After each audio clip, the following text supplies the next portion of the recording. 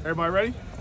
All right, so real quick, we came out here and had a good practice as far as energy and everything else. The meeting's been really good. I know right away you all want to ask about the quarterback situation. So still, Keaton, it's a lower leg injury. So, muscles and everything else. We have no timetable on when exactly he'll be back. Jackson is, our starter, and every day he'll continue that competition with Miller as his backup. So, the guys that, that are available, those are the guys that we focused on right now as far as playing. We're going to do so much. The training staff will handle everything else, and, we're looking forward to playing UCLA.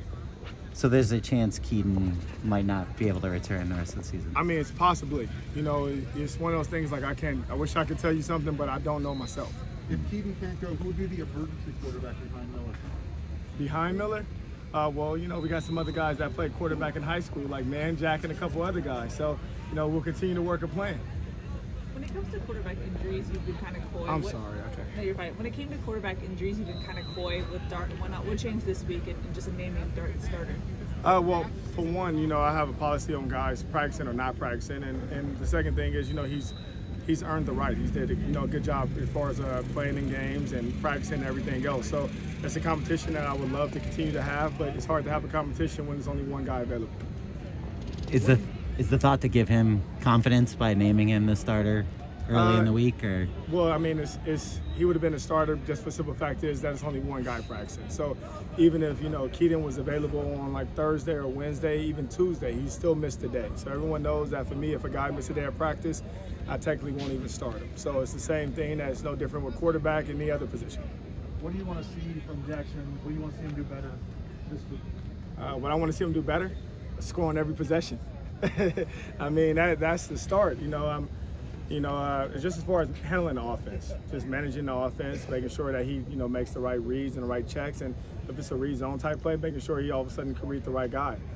He's going to have to count the box and everything else. At the same time, not only he's going to have to check his emotions, he's going to check some emotions on the team, other people that's out there with him. So to just step on the field and just lead us like I know he can. Coach, what is it like for the kids, knowing a game like this is, right here with, guys they know and grew up with a little bit, maybe in the high school?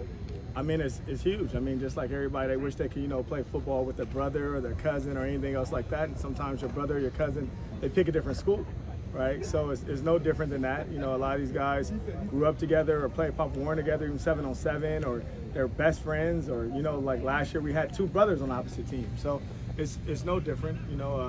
I guess guys go out there and compete even harder.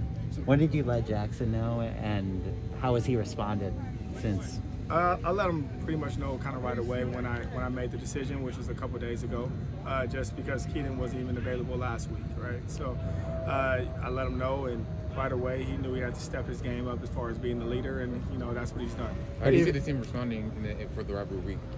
I think the team's responding well. Right? I think they understand what's at stake. It's the battle for LA, and they look forward to it.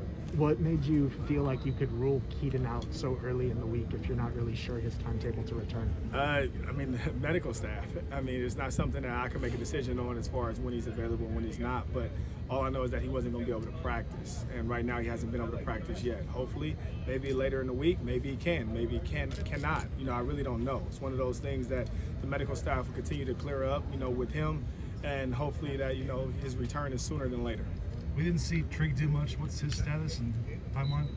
Well, he came out here. He did warm-ups. He did a couple other little things. But as far as, truly doing 11-on-11, he hasn't evolved all the way to that. We're hoping that he can during the game. But he did do a couple one-on-one reps and different things like that to where he's progressing in the right direction. Is there any hope of him playing this week? It's always hope, especially, like I said, when he came out here, he warmed up. He's in uniform. He did it one-on-one. So, I mean, that's progressing in the right direction, right? He has to also feel confident in everything that he's doing also. What's keeping Corey out right now? He's still the same problem that he had before. So he had a concussion and he's in protocol. So until once again to medical clearance, there's nothing I can do about that. You got Liam Jimmons back, you got Cortland Ford, some of those offensive linemen. What was the decision to keep Andrew Voorhees at left tackle and move Cortland Ford in the second game? Well, this is one of his first days back. He missed pretty much a week or a week and a half, or just even after the game. So he's now just progressing back, and we're just trying to make sure we get the best situation for him and get the most out of him. So until he's already 100% back, right now we feel real confident with Voorhees, but we also feel confident in Cortland. Thank you. Thanks, so. Great.